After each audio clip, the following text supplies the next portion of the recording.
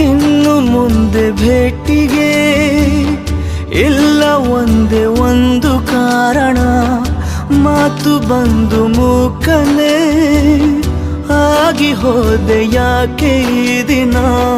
ಬಲು ಸನಿಹದ ಸ್ನೇಹಿತೆ ನೀನು, ಬಲು ದೂರಕ್ಕೆ ಸಾಗುವೆನೇನು.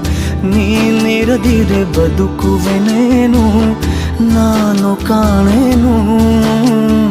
ಮರೆಯುವುದು ನಿನ್ನ ಮರೆಯುವುದು ಈ ಜನುಮದಲ್ಲಿ ಇದು ಸಾಧ್ಯನ. ಸಿಗದವರ ಹಿತ ಬಯಸುವುದೇ, ಶುಭ ಹರಸುವುದೇ ನಿಜ ಪ್ರೀತಿ